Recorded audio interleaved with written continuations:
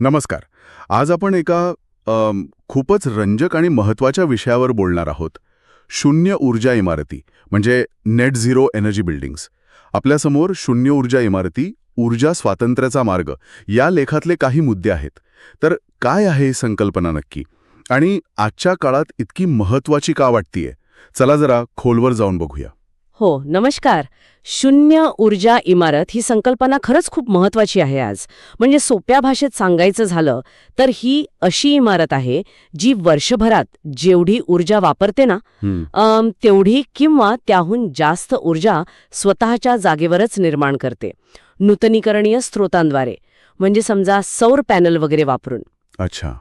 लेखात म्हटलंय तसं हा फक्त वीज बिल कमी करण्याचा उपाय नाहीये, तर जीवाश्म इंधनावरचं आपलं अवलंबित्व कमी करून खऱ्या अर्थाने ऊर्जा स्वातंत्र्य मिळवण्याचा हा एक प्रयत्न आहे. ऊर्जा स्वातंत्र्य हा शब्द महत्त्वाचा वाटतोय. म्हणजे फक्त पर्यावरण आणि पैशांची बचत नाही, तर अजून काही फायदे आहेत का याचे? अगदी अगदी आर्थिक आणि पर्यावरणीय फायदे तर आहेतच, पण त्यासोबत म्हणजे ऊर्जेचे दर वरखाली होतात किंवा आंतरराष्ट्रीय स्तरावर काही घडामोडी होतात, तर त्याचा परिणाम आपल्यावर कमी होतो. आपली ऊर्जा सुरक्षा वाढते. बरोबर. आणि आणखी एक महत्वाचा फायदा जो अनेकदा लक्षात येत नाही, तो म्हणजे या इमारतींमध्ये इन्सुलेशन आणि हवा खेळती राहण्याची सोय खूप चांगली असते. त्यामुळे काय होतं की आत राहणाऱ्या लोकांचं आरोग्य सुधारतं, त्यांना जास्त आराम मिळतो. अरे वा, हे ऐकून छान वाटलं. पण मला हे जाणून घ्यायचंय की हे सगळं साधतात कसं? म्हणजे वापरलेली ऊर्जा शून्यावर आणणं हे प्रत्यक्षात कसं जमतं? हां, यासाठी ना साधारणपणे 3 मुख्य गोष्टींवर लक्ष दिलं जातं. पहिली पायरी आहे पॅसिव्ह डिझाईन. म्हणजे इमारतीची रचनाच अशी करायची की ऊर्जेची गरज आपोआप कमी होईल. पॅसिव्ह डिझाईन म्हणजे काय नक्की? HVAC सिस्टम म्हणजे heating, ventilation, air conditioning, LED दिवे, एनर्जी स्टार रेटिंगवाली उपकरणं. आणि तिसरी पायरी? कारण हे सगळं करूनही थोडीफार ऊर्जा तर लागणारच ना. बरोबर, अगदी बरोबर. तिसरी आणि शेवटची पायरी म्हणजे जागेवर ऊर्जा निर्मिती. जी काही ऊर्जेची गरज उरते ना शेवटी, ती इमारतीच्या छतावर किंवा जवळ बसवलेल्या सौर पॅनेल किंवा इतर नूतनीकरणीय स्रोतांद्वारे पूर्ण केली जाते.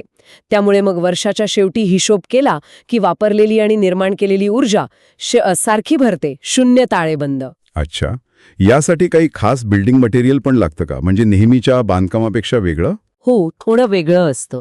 म्हणजे खूप चांगलं उच्च कार्यक्षमतेचं इन्सुलेशन लागतं, फोम बोर्ड किंवा मिनरल वूल सारखं.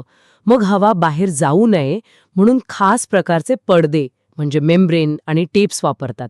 खिडक्यांसाठी पण विशेष प्रकारच्या काचा असतात, लोई ग्लास म्हणतात त्याला. म्हणजे त्या उष्णता जास्त आतबाहेर होऊ देत नाहीत. आणि शक्यतो पुनर्वापर केलेल्या वस्तू किंवा जे स्थानिक पातळीवर उपलब्ध आहे ते साहित्य वापरायचा प्रयत्न असतो. आणि रंग पण असे जे पर्यावरणाला कमी हानिकारक असतील, म्हणजे कमी VOC असलेले. आणि हो, सौर पॅनल, इन्व्हर्टर, बॅटरी हे तर आलंच. ओके, हे सगळं कागदावर ठीक आहे, पण मग इमारत बांधल्यावर ती खरोखर शून्य ऊर्जा आहे की नाही हे कसं तपासतात? काही टेस्ट वगैरे असतात का? हो, नक्कीच तपासण्या कराव्या लागतात. एक महत्वाची टेस्ट आहे ब्लोअर डोअर टेस्ट. त्याने कळतं की इमारत किती हवाबंद आहे, कारण फटीमधून हवा गेली तर ऊर्जा वाया जाते ना. अच्छा. मग इन्फ्रारेड थर्मोग्राफी पण करतात. त्याने इन्सुलेशनमध्ये कुठे गडबड आहे, कुठे उष्णता लीक होतीये ते दिसतं. HVAC सिस्टम नीट काम करतेय का, व्हेंटिलेशन योग्य आहे का हे पण तपासतात. आणि सगळ्यात महत्त्वाचं म्हणजे वर्षभर किती वीज वापरली गेली आणि किती तयार झाली यावर सतत मॉनिटरिंग असतं. फायदे तर स्पष्ट दिसतायत. म्हणजे कमी बिल, पर्यावरणाला मदत, आरोग्य पण चांगलं राहते. पण मग यात काही आव्हानं किंवा अडचणी पण आहेत का? हो, आव्हानं आहेत नक्कीच. सगळ्यात मोठं आव्हान म्हणजे सुरुवातीचा खर्च. म्हणजे पारंपरिक इमारतींपेक्षा शून्य ऊर्जा इमारत बांधायला सुरुवातीला थोडा जास्त पैसा लागू शकतो, जरी नंतर वीज बिलात मोठी बचत होत असली तरीही. हे तर आहेच. दुसरं म्हणजे याचं डिझाईन थोडं गुंतागुंतीचं असू शकतं. त्यासाठी मग विशेष ज्ञान असलेले आर्किटेक्ट आणि इंजिनियर्स लागतात. तिसरं म्हणजे प्रत्येक ठिकाणी सौर पॅनल लावायला पुरेशी जागा किंवा ऊन असेलच असं नाही. आणि कधीकधी काय होतं की आपण जेवढा ऊर्जा वापर अपेक्षित धरलेला असतो त्यापेक्षा प्रत्यक्ष वापर वेगळा असू शकतो लोकांच्या सवयींमुळे. असं असलं तरी मला वाटतंय की भविष्यात अशा इमारती वाढणार आहेत. याचं महत्त्व वाढतच जाणार आहे, नाही का? निश्चितच.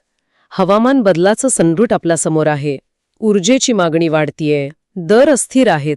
या सगळ्यामुळे शून्य ऊर्जा इमारती अधिक महत्वाच्या ठरतायत. आणि चांगली गोष्ट म्हणजे तंत्रज्ञान पण सुधारतंय. सौर पॅनल स्वस्त होत आहेत, त्यामुळे त्या अधिक व्यवहार्य होत चालल्या आहेत. अनेक सरकारं आणि स्थानिक संस्था आता नवीन बांधकामांसाठी शून्य ऊर्जेचं ध्येय ठेवतायत. काही ठिकाणी तर ते बंधनकारक पण करत आहेत. बरोबर, म्हणजे शून्य ऊर्जा इमारत ही आता फक्त एक फ्युचरिस्टिक आयडिया नाही राहिली, तर ती आताची गरज बनत चालली आहे. ऊर्जा स्वातंत्र्य, आर्थिक बचत आणि पर्यावरणाची काळजी या तिन्ही पातळ्यांवर हा एक चांगला मार्ग दिसतोय. अगदी. आणि जाता जाता एक विचार करण्यासारखा मुद्दा आहे की आपण फक्त एका इमारतीपुरता विचार न करता संपूर्ण परिसर किंवा शहरं शून्य ऊर्जा कशी बनवू शकतो, जिथे मोठ्या प्रमाणावर एकत्रितपणे ऊर्जा निर्मिती आणि वापर यांचा ताळमेळ साधला जाईल. भविष्यातल्या शहर नियोजनासाठी हा एक महत्त्वाचा प्रश्न आहे, ज्यावर आपल्याला विचार करायला हवा.